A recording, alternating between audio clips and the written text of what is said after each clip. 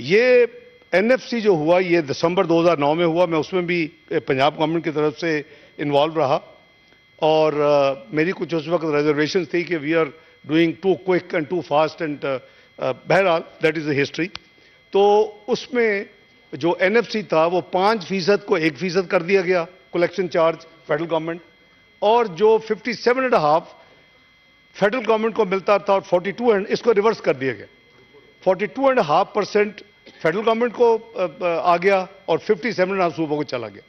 If you calculate the 100 तो you will find कि almost जो बिफोर एनएफसी 7th एनएफसी था उस वक्त, बिफोर 7th एनएफसी जो 40% एडमिनिस्ट्रेटिव एडजस्टमेंट के बाद सूबों को रफली जाता था और 60 फेडरल गवर्नमेंट को आता था, वो अदर वे राउंड हो गया। जाहिर है कि उसमें एक नोबल थिंकिंग थी कि जी ऑटोनॉमी और सूबों को जिम्मेदारी दी जाए, तो हम उस प्रोसेस में इन्वॉल्व रहे। लेकिन कॉन्करेंट लिस्ट भी अबॉलिश हो गई 2010 में। जो हमारे जनाब चेयरमैन, मैं ये आपकी इजाज़त से अर्ज़ करूंगा कि पाकिस्तान के जो रियल चैलेंजेस हैं वो ह्यूमन रिसोर्स डेवलपमेंट है, और उसमें हमारा हेल्थ है, एजुकेशन है, हमारा अपना जो स्किल डेवलपमेंट है, हमारी वाटर एंड सैनिटेशन है, हमारी पॉपुलेशन वेलफेयर है, और उसके अलावा जो कॉन्करेंट लिस्ट में ये चीज़ें काफ़ी हद तक अबॉलिश हो गई। लेकिन क्या वो तमाम काम सूबे आज कर रहे हैं?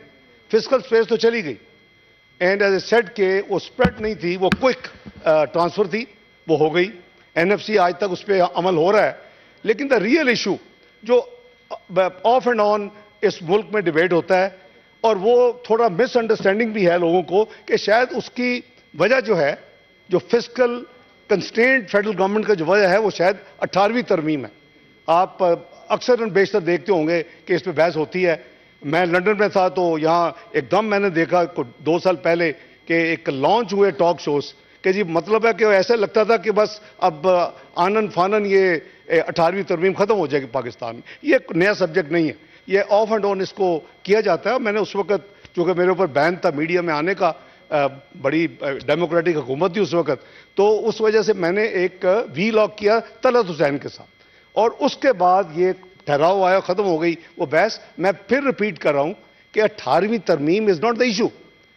एनएफसी की वजह से जो रिसोर्स डिस्ट्रीब्यूशन हुई है, we should consider and try and make an effort, जो भी हुकूमत हो, कि सूबे अपने ये तमाम काम जो ह्यूमन रिसोर्स डेवलपमेंट के हैं वो काम करें। लेकिन आज भी हायर एजुकेशन के लिए भी अभी जो बजट मैंने पेश किया था 110 उसमें रखा हुआ है। आज भी हम हेल्थ के लिए पैसे रखते हैं, आज भी हम ऐसी पीएसडीपी में प्रोजेक्ट रखते हैं जो कि सूबों को करने चाहिए।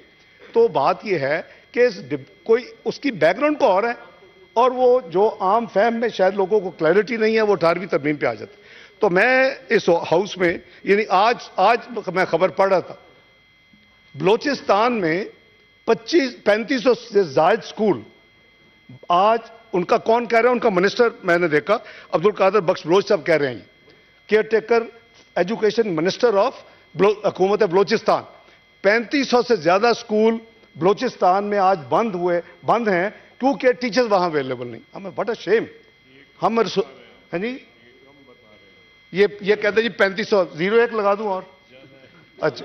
बहरहाल ये मैं अर्ज कर रहा हूं कि ये थी उसकी बैकग्राउंड। मैं चूंकि एनएफसी में भी इन्वॉल्व रहा हूं, उस एनएफसी में हुकूमत पंजाब की तरफ से, आपको याद होगा 2008 में हमने हुकूमत ज्वाइन की।